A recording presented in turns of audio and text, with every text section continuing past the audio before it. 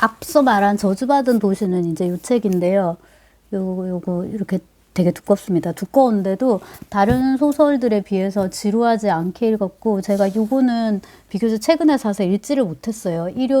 월요일은 토요일에 시작된다. 근데 이거 러시아 사람들이 되게 좋아하고, 스트로가츠키 형제들이 얼마나 인기가 있었는지는 이 작품들을 러시아어로 검색을 하면 유튜브에 영화들이 뜨더라고요. 근데 그 영화가 거의 뭐 우리 어맹란 신성일 막 나오는 그런 흑백 영화 있잖아요. 정윤이 막 한진이 나오는 되게 좀 빛바랜 컬러 영화나 이런 데 느낌을 주기는 하는데 그 정도로 인기였구나 싶고, 요 신이 되기는 어렵다는 약간 중세 판타지 같은 그런 느낌이 조금 드는 거였고요. 재미있었고요. 내용은 잘 생각이 안 나요. 그렇게 꼼꼼하게 읽지도 않았고. 죽은 등산가의 호텔을 제가 제일 먼저 읽었는데, 요거는 그 SF가 아니라 탐정 소설인데, 아, 러시아에 이런 소설이 있었다고 하고 깜짝 놀라서 좀 재밌게 읽었고, 스토리가 비슷한 건 아닌데, 이 죽은 등산가의 호텔하고 되게 뭔가 비슷한 느낌을 주는 게 그보다 그랜드 부다페스트 호텔 있죠. 저는 그거랑 이 소설이 왠지 비슷하다는 생각을 좀, 그런 느낌을 좀 받았습니다. 자, 그래서 이제 이런 작품들을 쓴 작가인데, 자, 대표작이 노변의 피크닉이다. 지금 이제 얘기를 해보려고 하는데요. 자, 이 노변의 피크닉에 이제, 자, 보시면 아까 이제 그런 설정에서 그 구역이 있잖아요. 이제 여기는 하몬트인데요. 말씀드렸다시피 구역은 아무나 못 들어가요. 그러니까 정말로 그 연구소에 속해 있고 신분이 확실한 사람만이 이제 들어가야 되고, 사실 또 되게 위험하기 때문에 하지 말라는 짓은 하지 말아야 된단 말이에요. 특수한 장비를 갖추고 들어가야 됩니다. 근데 여기를 불법적으로 들락날락 하는 사람들이 있다는 거예요. 들어가서 뭐를 합니까? 건드리지 말라는 이제 물건을 빼돌리는 거죠. 그리고 이제 그 물건들을 분명히 원하는 사람들이 있을 거예요. 그래서 뒤로 빼돌리고 이제 돈을 받고 하는 식의 이제 위험한 거래들이 일어나는 거죠. 그 못된 짓을 하는 사람들을 뭐라고 부르냐면 스토커라고 부른다. 근데 스토커는 이제 우리가 많이 쓰는 개념으로는 싫다는데 자꾸만 따라다니는 사람이잖아요. 스토킹하는 사람이 스토커잖아요. 여기서 스토커를 우리말로 번역하면 잠입자, 몰래 들어가는 거예요. 같은 듯 좀 다르죠, 그죠? 다른 듯 같기도 하고. 자, 그렇습니다. 자, 근데 여기 이제 주인공 레드라고 제가 부르는데요. 원래 이름은 레드릭 슈와트인데 별명이 이제 빨강머리예요. 실제로 이제 머리가 빨간데요. 러시아 소설 주인공의 이름이 여러분 레드릭 슈와트입니다. 자, 이 사람은 이미 스토킹을 한 적이 있어요. 스토커 범죄를 저질러 갖고 감옥살이를 한 전과범입니다. 그러니까 이제 당연히 요 주위 인물이고요. 지금도 계속 보면 미행이 따라 붙어 있고, 우리가 지금 너를 감시하고 있거든. 이라는 식의 이제 메시지를 그 경찰, 군인 이런 사람들이 계속 보내고 있어요. 근데도 이제 또 어떻게 보면 재벌을 개 못 준다고 계속 이제 그 일을 하고 있는 그런 상황이고요. 이게 또 가능한 게 아직까지 연구소를 떠나지 않았어요. 연구소 보조원으로 이제 일을 하고 있어서 이제 그렇습니다. 이 사람이 주인공이고요. 소설은 총 4부로 이루어져 있는데 3장으로 이루어져 있는데요. 앞에 프롤로그 빼면은 참 4장으로 이제 이루어져 있는데요. 요 1장, 2장, 3장 빼고 4장 해서 총 3장이 다 레드에 초점이 맞춰져 있습니다. 근데 1장, 2장은 시점도 그 레드 시점이에요. 근데 아니 1장은 레드 시점이에요. 근데 4장인가 2장인가는 시점은 3인칭인데 초점이 레드에게 맞춰져 있어요. 결론은 다 레드 얘기예요. 그 다음에 이제 3장은 그 리처드 누넌이 그 초점이 돼 있는데요. 3인칭이고 그 사람이 이제 화자인 셈이죠. 그렇게 이제 그 사람에게 초점이 맞춰서 이야기가 진행되는데, 사실 그래도 주인공은 이제 레드입니다. 그래서 레드가 3번에 걸쳐서 안에 들어갑니다. 구역에 들어가요. 3장 빼고 다 들어가거든요. 1장, 2장, 4장에서 이제 구역에 들어가는데, 그러면서 이제 시간이 흐르고 스토리가 이제 진행이 되는데, 시간이 어떻게 흐르고 스토리가 어떻게 진행이 되는지는 소설에 제가 지금 써놓은 원고를 보고서 얘기를 하는데, 강의 노트가 있으면 조금 더 저기 하긴 한데요. 이렇습니다. 마지막에 3장하고 이제 4장은 시간차가 없는데 제가 지금 얘기를 좀 하겠습니다. 자, 처음에 이제 1차 잠입인데 맨 처음에 이제 들어가요. 이 레드가 연구원 친구인데 끼릴이라고 있습니다. 끼릴이 수석 연구원 뭐 이런 느낌을 줘요. 책임 연구원 이런 느낌을 주는데 끼릴하고 그다음에 이제 레드가 보조죠. 보조 연구원이랑 이제 조교처럼 보이는 이제 풋내기 연구자가 있어요. 텐더. 이렇게 3인 1조로 움직여야 되고요. 그냥 가는 게 아니라 우리가 이제 언제 이거를 잠입이 아니라 탐사를 나가겠습니다. 그 다음에 이제 필요한 장비가 있는데 일단은 특수복을 입어야 돼요. 그래서 분장실 같은 데 가서 이제 특수복을 입고요. 마치 그 PKD 소설 갖고 만든 영화인데, 물론 소설, 말씀드렸죠. 소설은 장편인데요. 스캐너 다클리. 인데요. 그 영화를 보면 이제 뭐 키아누 리브스나 뭐 위노나 라이더나 뭐 쟁쟁한 배우들이 나오는데, 약간 이름 까먹었다. 광채 이야기인가? 저기서도 나오는 건데요. 공각기동대에서도 나오는 건데 굉장히 특수한 슈즈를 입어요. 입으면 내 얼굴이 아니고 막 엄청나게 많은 사람들의 얼굴이 시뮬레이션이 돼요. 이렇게 이제 각자 그 특수복을 입고 앉아가지고 회의를 하는 거예요. 그러면 A, B, C, D, E 5명이 지금 앉아서 회의를 하잖아요. 하는데 진짜 얼굴을 다 모르는 채로 회의를 하는 거예요. 굉장히 막 독특하다는, 좀 되게 그로테스크하다는 느낌을 받았는데, 여기 이제 비슷하게 그런 식의 이제 옷을 입습니다. 정체를 가리는 옷은 아니고요. 그 구역에 어떤 위험한 물질들이 있을 거니까 그걸로부터 이제 신체를 보호하는 이제 그런 옷을 이제 입는 거죠. 입고 이제 그 다음에 출발을 하는데요. 뭘 타고 가겠습니까? 여기서 이제 나는 슈즈, 나르는, 하늘을 나는. 그래서 일종의 비행선이 있어요. 그거를 타고 이제 출발을 하거든요. 근데 이렇게 쭉 가는 길에 보면은 이제 구역이 보이는데, 그 구역의 느낌을 그 타르코프스키가 영화에서 굉장히 잘 살렸어요. 너무나도 일상적이에요. 그냥 폐공장?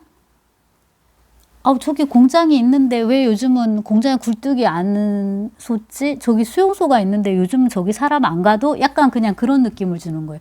폐탄광, 폐철로, 폐공장, 그냥 이런 느낌을 주는, 어떻게 보면 굉장히 특이할 것 없는 이제 그런 느낌을 준단 말이에요. 자, 그리고 이제 쭉 타고 가면서 이제 역병지구 이런 게 나오는데, 여기 한때 이제 병이 있었어요. 그러니까 역병이 돌았어요. 그래서 이제 여기를 봉쇄했는데, 딱 보면 이제 여기 있었던 사람들은 다 예후가 좋지 않았던 거죠. 다른 데로 이사를 가도 안 좋고, 이민을 가도 그쪽에서 뭐 안 좋게 죽는다든지, 뭐 갑자기 홍수가 난다든지, 약간 미신적인 것까지 제가 있다고 말씀을 드렸지 않습니까? 그런 식으로 다 좋지 않은데, 딱 보면 뭐가 생각나세요? 당연히 체르노빌이잖아요. 근데 찾아보면 체르노빌이 이거보다 뒤에요. 그래서 물론 체르노빌 원전 폭발 사건의 그 사고의 영향을 받을래야 받을 수가 없었죠. 왜냐하면 그게 더 뒤니까. 하지만 이거는 언제 터질지 몰라라는 그런 어떤 위험 같은 거를 이 작가들이 어쩌면 느끼면서, 그런 불안을 느끼면서 작업했을 수도 있겠다라는 생각이 드는 이제 대목입니다. 자, 그렇게 하고 이제 그 오버슈즈를 타고 비행선을 타고서 이제 딱 들어갔죠. 들어갔는데 구역이라는 곳은 풍경 자체는 되게 평범한 걸로 그렇게 읽혔어요. 타르코프스키 영화에서는 뭐 말할 것도 없고요. 너무나도 후줄근한 그런 이제 풍경들이 펼쳐지죠. 혹은 그냥 산속? 약간 들판? 이제 이런 느낌을 주는 되게 자연에 가까운 공간인데, 여기서는 그렇지는 않고요. 그냥 그 미국의 좀 한적한 주택? 마당 되게 넓고, 근데 이제 거기에 뭐 이렇게 폐타이어 이런 게 이제 돌아다니고 있고요.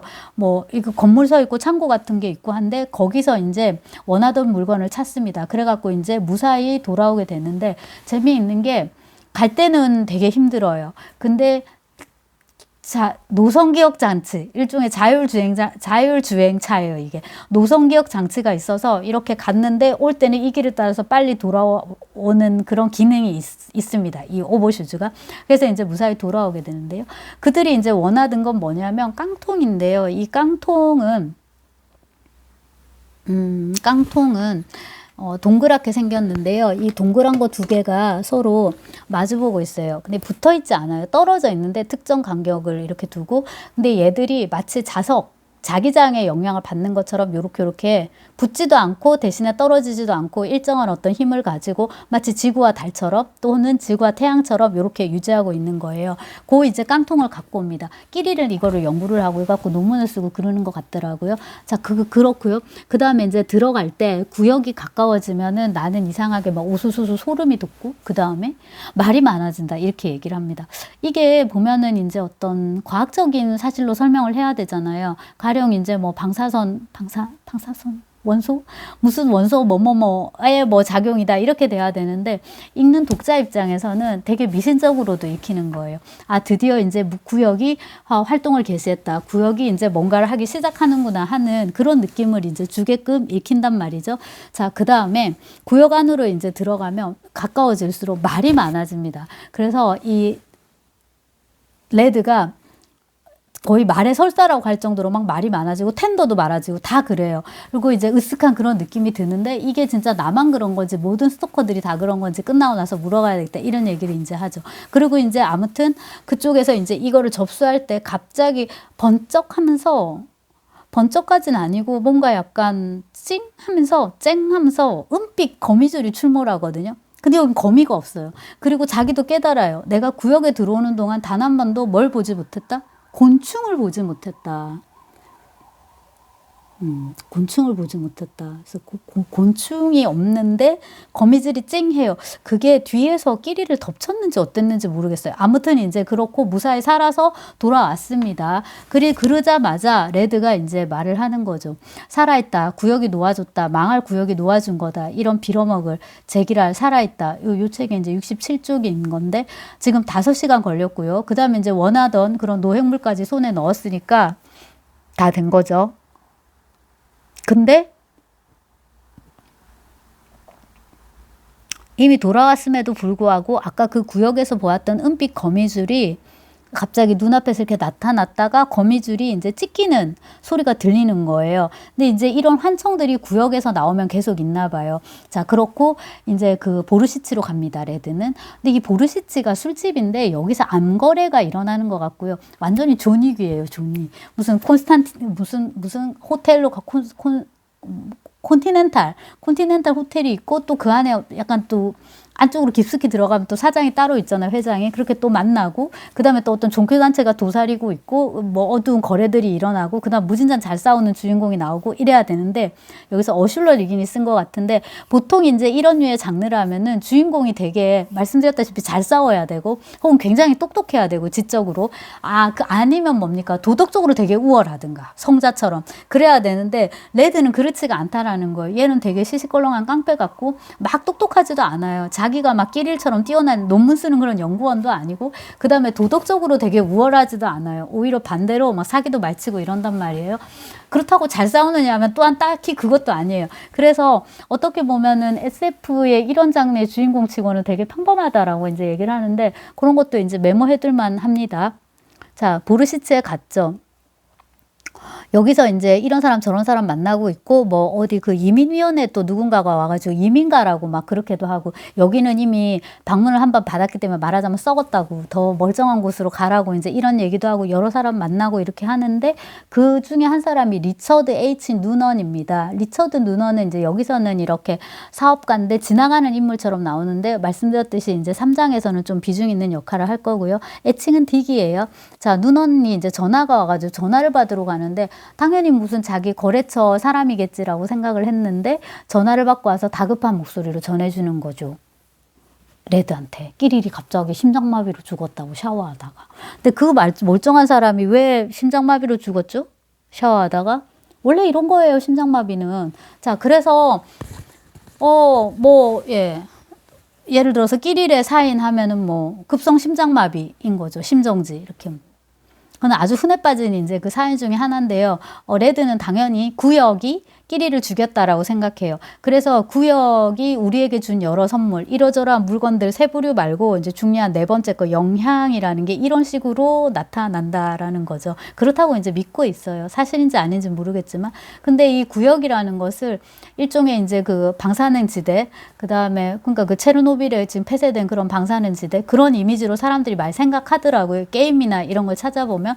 그 다음에 이제 그 소멸의 땅, 거기서 이제 묘사되는 신머 있잖아요. 그런 식으로 모든 거를 자기식으로 동화시켜버리는 어떤 거대한 무슨 생명체라고 해야 될까요? 그것도 되게 뭔가 생명스럽게 느껴지잖아요. 이제 그런 식의 영향으로 볼 수도 있을 거예요. 그러면은 끼리리 그렇게 이제 죽은 걸로 볼 거고 그 영향 때문에 죽은 걸로 볼 것이고, 레드는 가뜩이나 스토커 일을 그만두나 마나 하던 차에 끼릴이 죽었으니까. 레드가 끼릴을 진짜 좋아하거든요. 그리고 끼릴의 이름도 좀 중요한데, 끼릴은 끼릴이잖아요. 이 끼릴은 이제 그 러시아에 문자를 전해준 성자 키릴과 메포디우스 해서 그 키릴이거든요.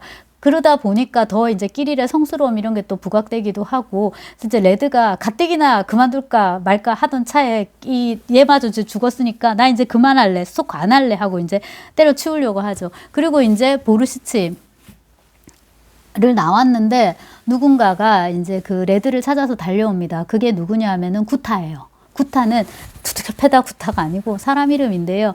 정말 러시아 소설이라고는, 네, 그냥 읽으면 러시아 이거 다 빼고 그냥 소설만, 제목이랑 작가 없이 소설만 읽었으면 이거 러시아 소설 맞아 싶은 이제 그런 이름인 거죠. 뭐 마리아나 안나나 뭐 나타샤나 이런 이름 아니니까. 구타는 여자친구인데, 레드의 여자친구인데 너 찾아다녔다고, 보고 싶다고, 사랑한다고 얘기하죠. 임신했다고.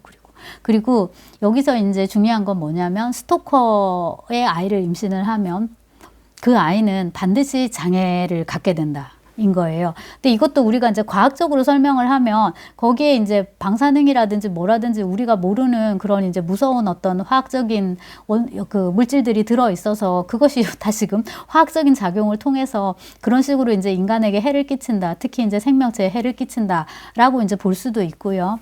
SF면은 이제 그렇게 되는 게 맞죠. 근데 이제 그 러시아 문학 특유의 그 좋게 말해서 종교적인, 혹은 나쁘게 말해야 되나요? 미신적인 그런 분위기가 있잖아요.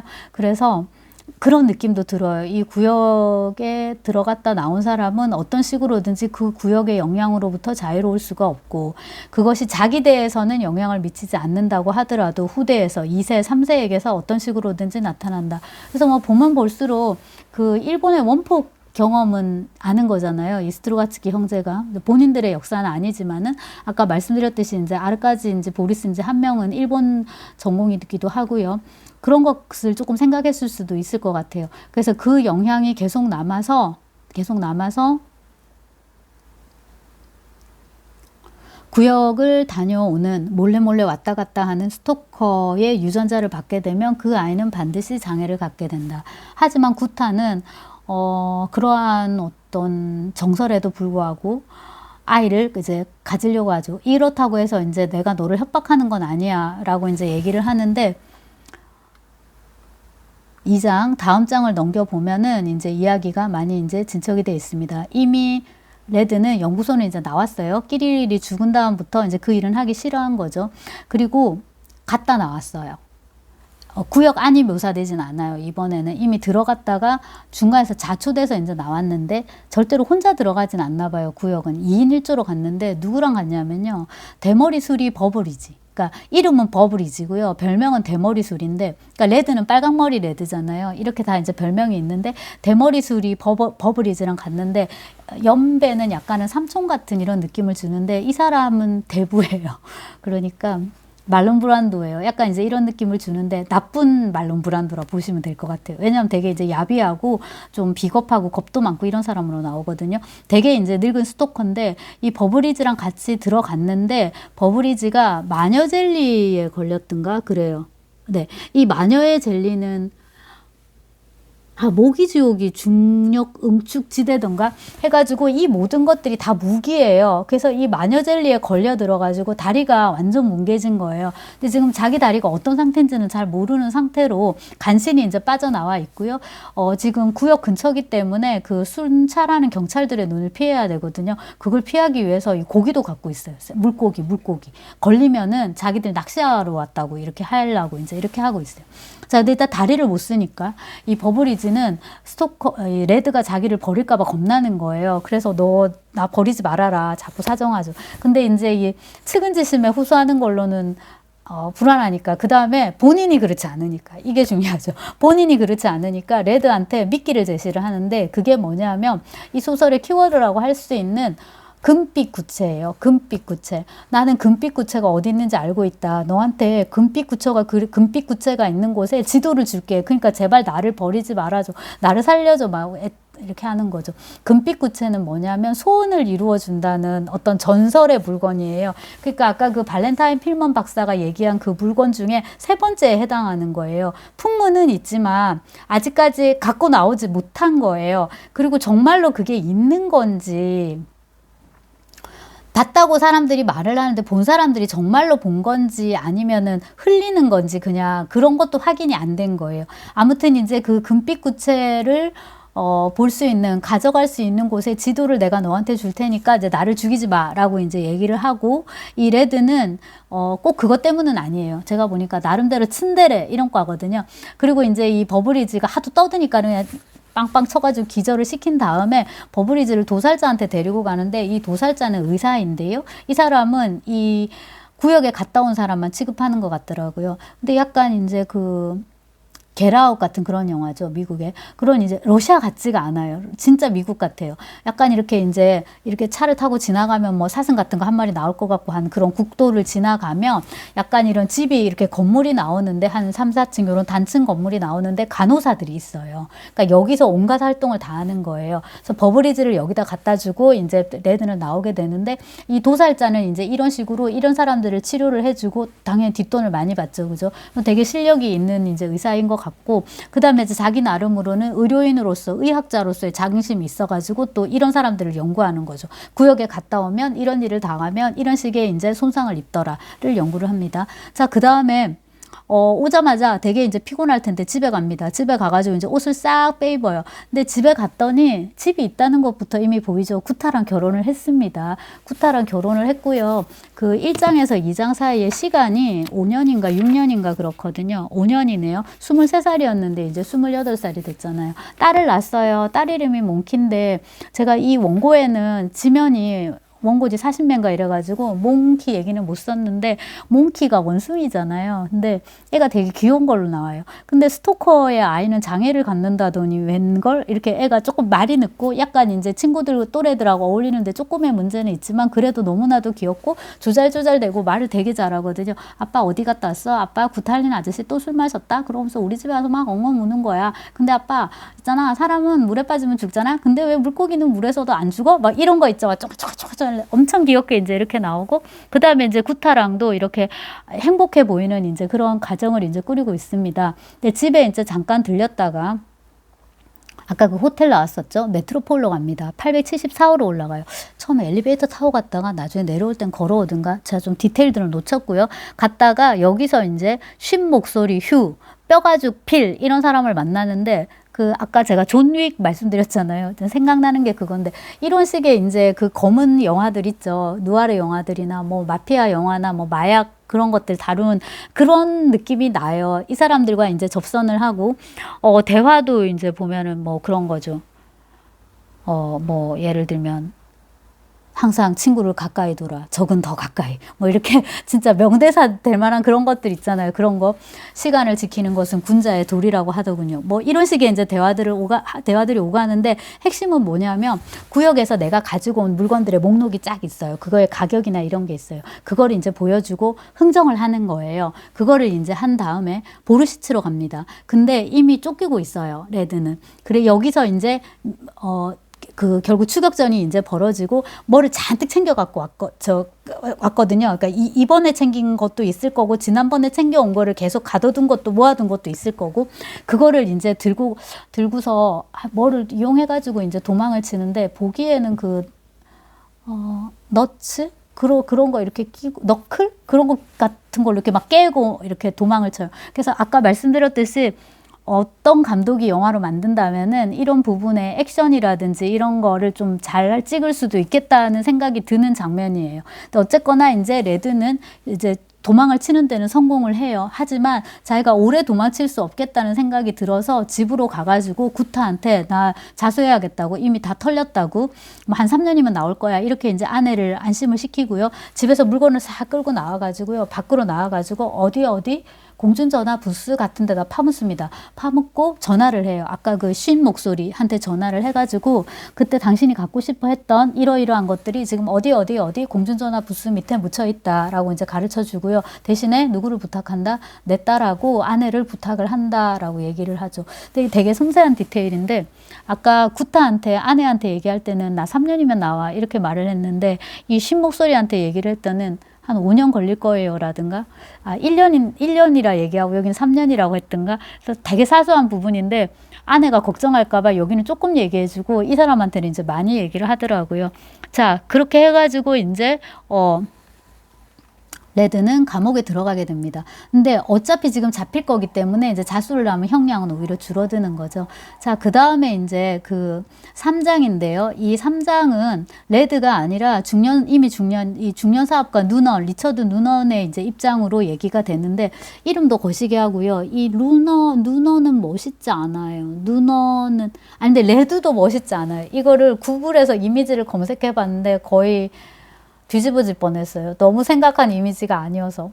자, 아무튼 이 누너는 뚱뚱하고요. 일단 거의 뭐 대머리였어야 될 것 같은 탈모가 상당 진행되어야 됐을 것 같은 느낌의 이제 트렌치 코트인가 이제 이런 걸 좀 입고 있는 아무튼 안 어울리는 그런 정말 외적으로는 별로 볼품 없는 이런 인물로 묘사가 되는데 자, 이 사람은 이제 자기 사업을 열심히 하고 있는데 누가 전화를 해요. 그 전화가 와가지고 이제 그 사람을 이제 만나러 가는데요.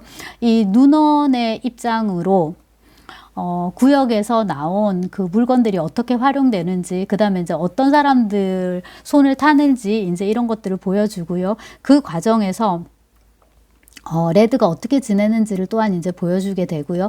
레드 집을 방문을 하니까요. 그의 눈을 통해서 레드가 지금 어떻게 살고 있는지를 보여줍니다. 그러니까 톨스토이식의 낯설게 하기라고 할 수 있을 것이고요. 먼저는 이제 회장님을 만나는데요. 이 사람 이름은 또 리처드 램천이에요. 정말 이제 그 러시아 사람이라고 하기에는. 자, 그러면서 요즘 어떻게 지내냐. 요즘 구역은 뭐 어떻고 이런 얘기를 주고받는데 이 누넌이 그런 얘기를 하죠. 요즘은 구역도 현대화돼가지고 사람이 거의 들어가지 않는다고. 스토커는 안 쓰고 무슨 스토커는 어떻게 됐고 이 스토커는 어떻게 됐고 아무도 들어갈 사람도 없고 로봇 스토커가 있어요. 그래서 들어가서 잠입을 해가지고 이제 물건을 가져와야 될 때는 다 이제 로봇화 돼가지고 로봇을 보낸다 이런 식으로 얘기를 해요. 그랬더니 넌 바보 찐따야 이러면서 네가 모르는 동안에 일이 다 진행되고 있다. 리처드 누넌이 깜짝 놀래죠. 아니 그럴 수가 누가 그 일을 그러면서 버브리지는 이미 다리를 못 쓰게 돼가지고 뭐 별장이나 관리를 하면서 살고 있고 기껏해야 주말에 그냥 주말 학교를 열 뿐이다. 피크닉 이렇게 그냥 놀이 유흥학교를 열 뿐이다 라고 얘기를 하는데 사실 그것이 스토커예요. 그래서 주말마다 사실 들여보내고 있었던 거예요. 그러니까 역시 그 늙은 너구리인 거죠. 그걸 이제 또 빼돌려가지고 이 리처드 램천이 모르는 회장님 모르게 또 뒤로 빼돌려가지고 이제 물건을 팔고 있었고요. 그 램천은 또 그걸 알아낸 거예요. 그래서 이제 누너는 열받은 거예요. 그리고 항상 그렇듯이 배신자는 또 자기 밑에 있는 거잖아요. 그래서 자기가 갖고 있는 아까 뭐지 뭐 10미니츠인지 5미니츠인지 거기 가가지고 직원들 한번 갈구는 또 장면이 나오고요.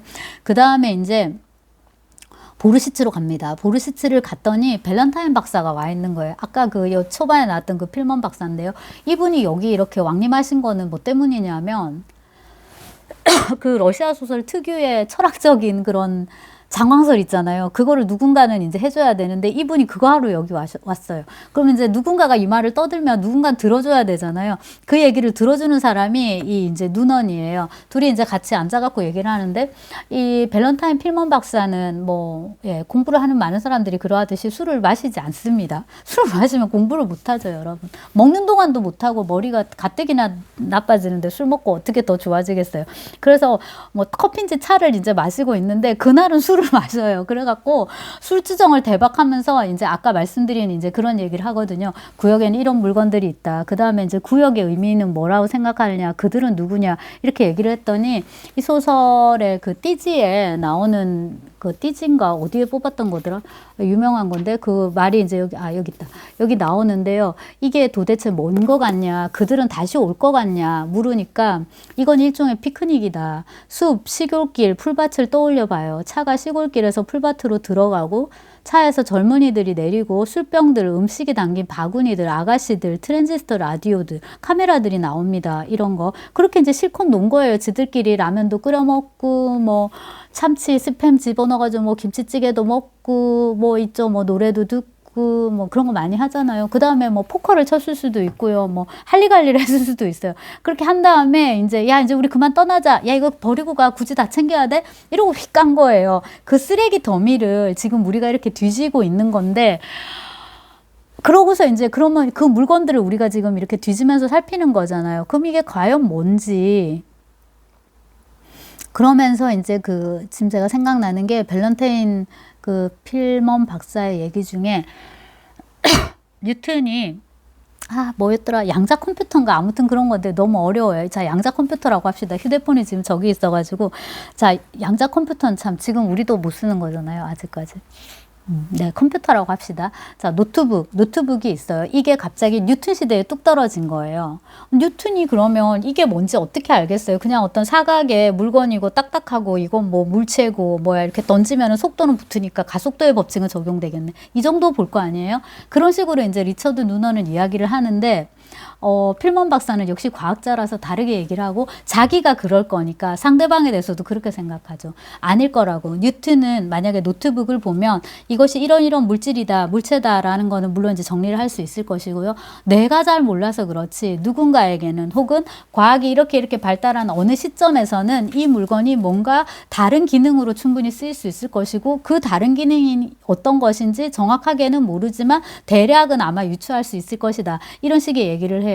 뭐 그 밖에 논문 쓸 때 많이 인용할 만한 이제 그런 말들을 쭉 하고 데려다 줘야 돼요. 갑자기 술을 너무 많이 안 마시던 술을 마셔가지고요. 자, 그러고 이제 레드 집을 찾아갔더니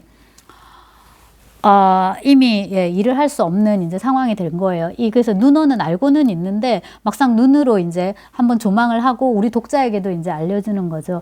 이렇게 보니까 몽키가 되게 귀여웠잖아요. 몽키가 말을 못해요. 몽키는 이미 사람이 아니에요. 눈이 없어요. 초점이. 그래서 되게 중증 발달 장애 이런 이제 모습을 하고 있고요. 구타의 입장에서는 시아버지죠. 레드의 입장에서는 이제 아버지인데 아버지가 역시나 이제 심각한 어떤 인지퇴행 그런 이제 상태를 보이는데 약간은 파킨슨과 알츠하이머와 뭐 루이체와 근데 뭐 그 세부적인 거 얘기하면 뭐예요? 치매 같은 그런 상태예요.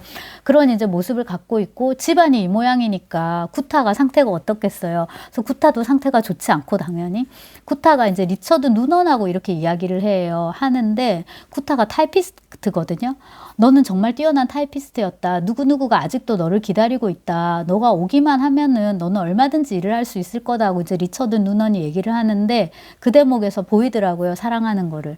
얘가 옛날부터 구타를 좋아했는데 하필 저런 정말 하잘것없는 게다가 감옥이나 왔다 갔다 하는 저런 스토커한테 빠져가지고 있는 게 마음이 되게 아프기도 하고 언제든지 네가 돌아서서 오면은 거의 네 딸까지 내가 품어가지고 행복하게 해줄게 라고 말은 나오지 않지만 느낌은 이제 그런 상황이에요. 그리고 이제 그 리처드 누넌이 방문한 상황에서 살짝 누군가가 왔다 갔다는 그 전원이 있는데 아마 내 생각에 그때 사장에 이어질 이야기가 진행이 됐던 것 같습니다. 자, 그렇고 이렇게 누넌의 눈으로 이제 쭉 얼마나 지금 이 사람이 레드가 힘든 상황에 있는지를 이제 보여주죠. 여기서 이제 끝이 나고요. 사장은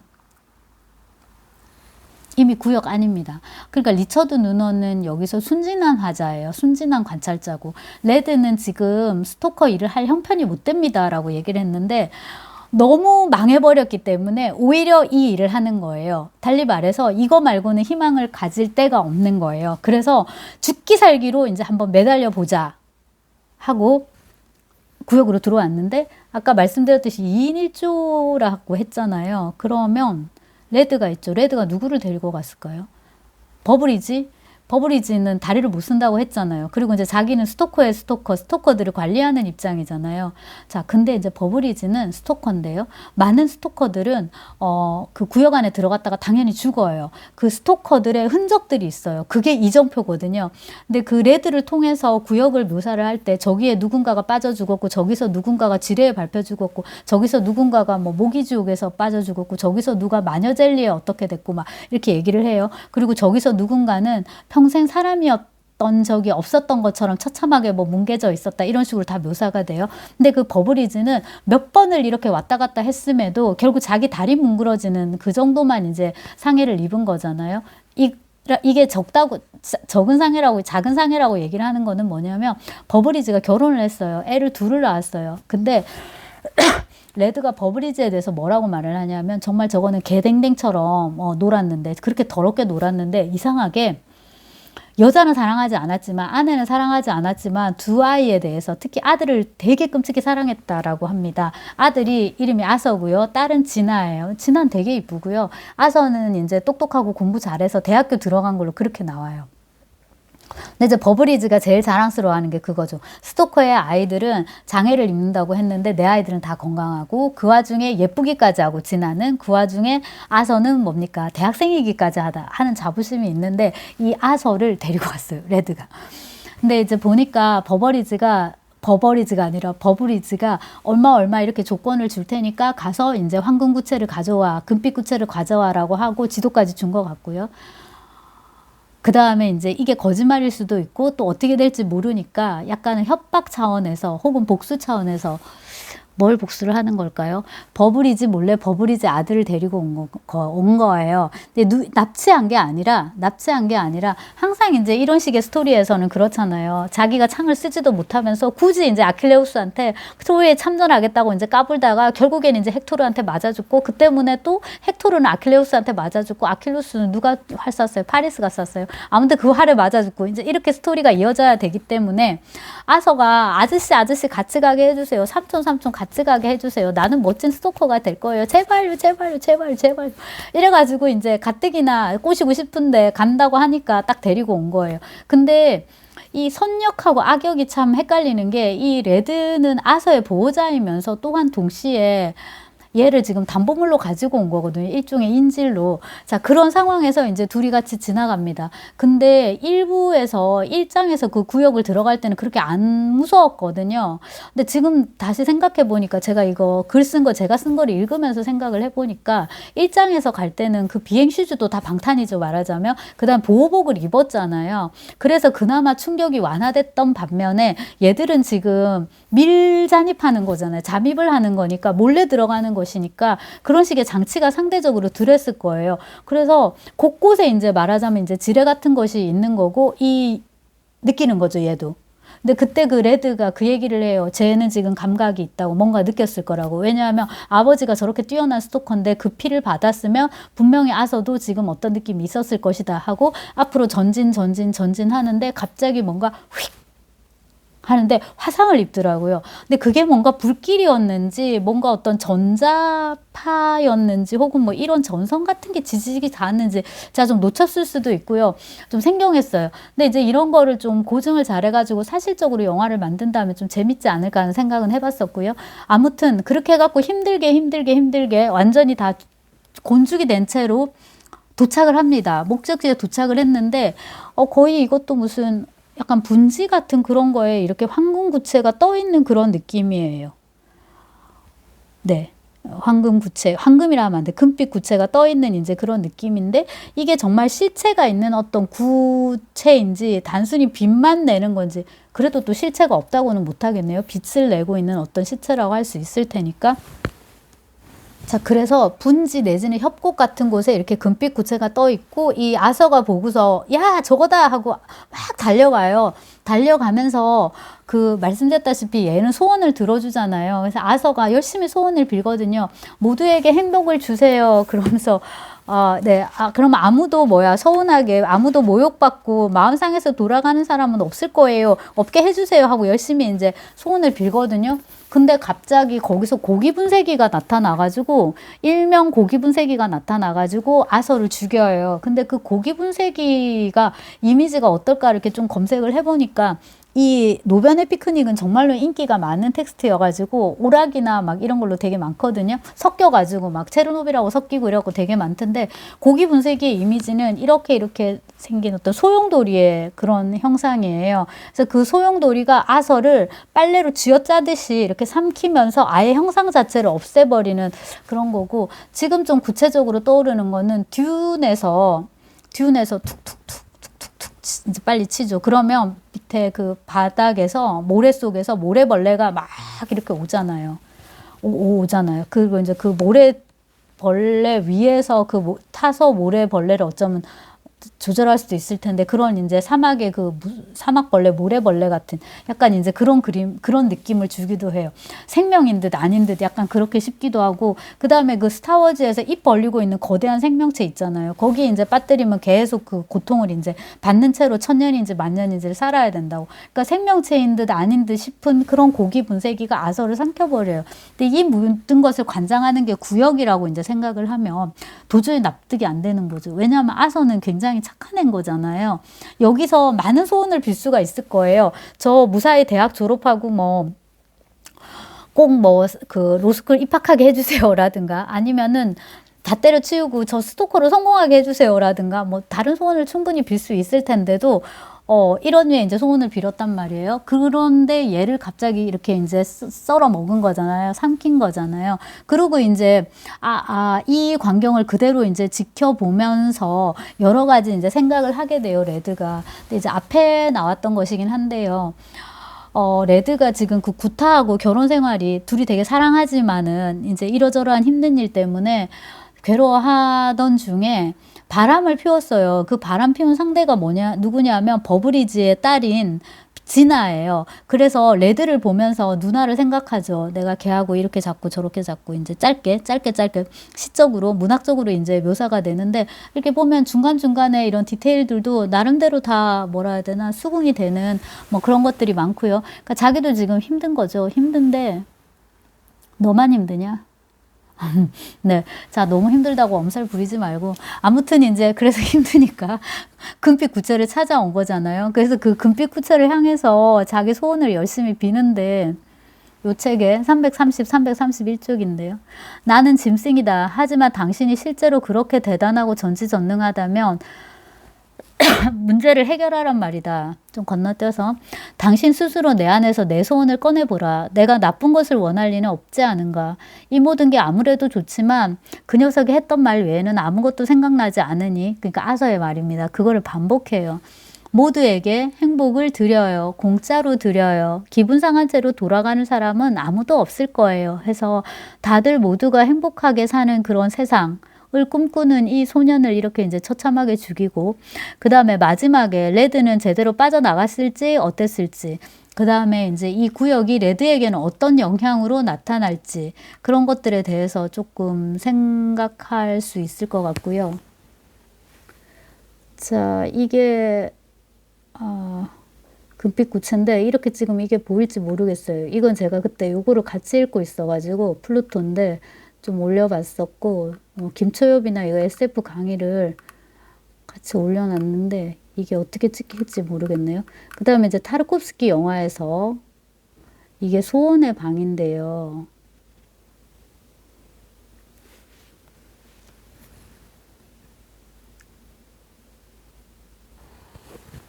힘들다. 네. 자, 소원의 방 지금 보셨죠? 그죠? 자, 그 소설에서는 그래서 완전히 열린 결말이 돼버렸어요. 돼버리는데 이 영화에서는 스토커가 돌아오죠. 힘든 여행을 마치고 돌아오고, 근데 이제 그 스토커에서 제가 생각하기에 백미인 장면이 그 이미지 보여드린 그건데, 소원의 방 입구에 있어요. 이들이 지금 서 있는 거는 소원의 방이 아니에요. 소원의 방으로 들어가는 입구인데 소원의 방까지 왔지만 안으로 들어가지를 못합니다. 소원의 방은 뭐냐면 소원을 들어주는 방일 거예요. 그죠? 이게 이제 이 노변의 피크닉에서 금빛 구체인데요. 그거를 타르코스키가 이렇게 바꿨단 말이에요. 근데 이제 소원의 방과 관련해서 거세돼지 얘기를 해줘요. 거세돼지가 소원의 방에 들어갔다 나왔는데 자기는 형이 잘 되기를 빌었는데 나왔더니 형이 죽은 거예요.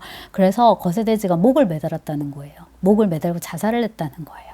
그래서 이제 그 일화를 듣고서 제가 되게 막 했던 게, 사람들도 다 해요. 여기 나온 이제 3명의 그 잠입자들도 이제 똑같이 깜짝 놀래죠. 한 명은 스토커고요. 한 명은 과학자고요. 한 명은 작가예요. 이렇게 이제 3명이 같이 들어갔었는데요.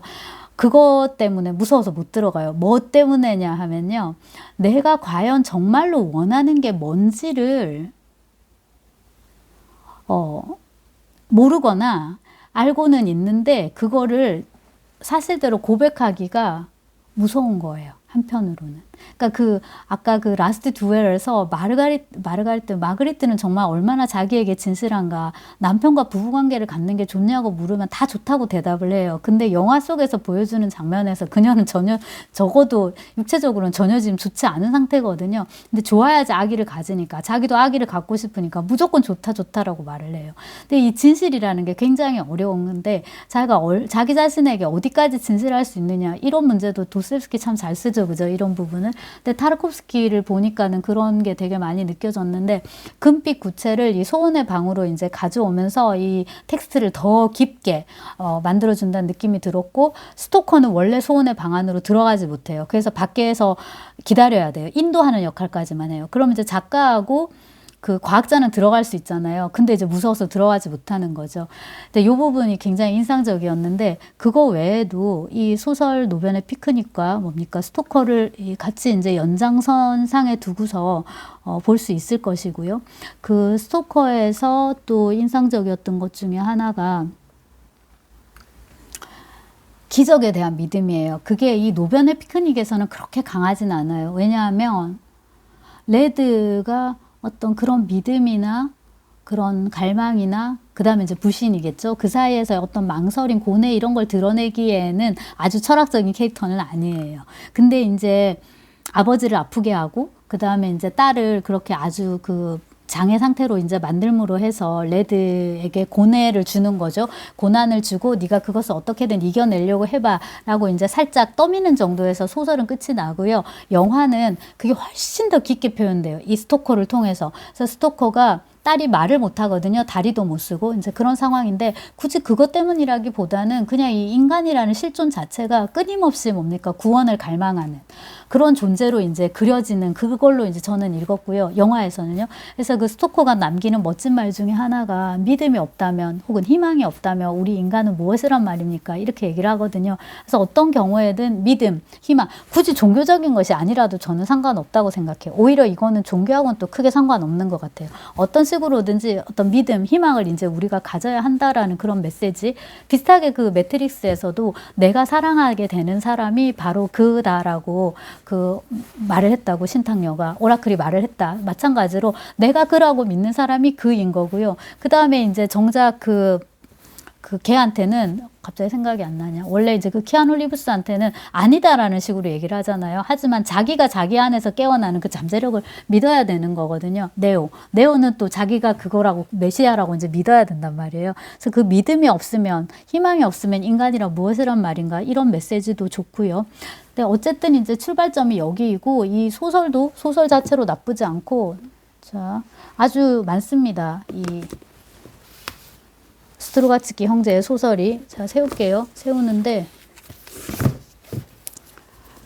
지금 현대문학에서 워낙에 이제 번역을 많이 하고 책도 이쁘고, 물론 하드카바가 아니었으면 좋았겠지만, 근데 이제 맨 처음에 나온 거는 요거였나 봐요. 서경윤 선생님이 번역을 하셨더라고요. 그래서 다시 한번 놀랐습니다. 진짜 그 바쁜 와중에 이 국내 초역은 정말 힘든데 이 있고요. 그 다음에 이제 찾아보니까 세일즈 포인트 그렇게 높진 않더라고요. 근데 제가 이제 말씀드렸다시피 그런 필립 K. 딕 같은 영미권의 SF 엄청 많잖아요. 그쪽은. 그리고 이제 그 분야별로 또 그 전공자들이 말하자면 따로 있는 거죠. 스페이스 오페라는 누가 잘 쓰고, 로봇은 뭐 누가 잘 쓰고, AI 뭐 누가 잘 쓰고 되게 많은데, 그런 이제 미국식 SF하고는 다른 러시아식 SF의 좀 맛을 알고 싶으면은 읽어보시면 좋은데, 제가 이게 대표작인 건 다 이유가 있거든요. 여러분 이 중에서 하나를 읽어야 된다면 역시 이제 노변의 피크닉을 강추하고 보시면은 이게 또 제일 얇아요. 그래서 무조건 이제 노변의 피크닉을 읽어보시고, 이게 이제 순서는 뭐 상관이 없는데 같이 타르코프스키의 그 스토커도 보시면은 이런 세계가 있구나. 이런 소설이 쓰이고 이런 식의 영화가 만들어지는구나. 그 제가 벨라타리의 사탄 탱고 보고서 깜짝 놀랐는데, 뭐 이동진이 뭐라고 했더라? 20세기에도 21세기인가요? 이런 걸작이 만들어지는구나 라고 생각했다고. 마찬가지로 이런 식의 SF도 가능하구나 라는 걸 여러분들이 느낄 수 있을 것입니다. 자, 스트로가츠키의 노변의 피크닉이었습니다.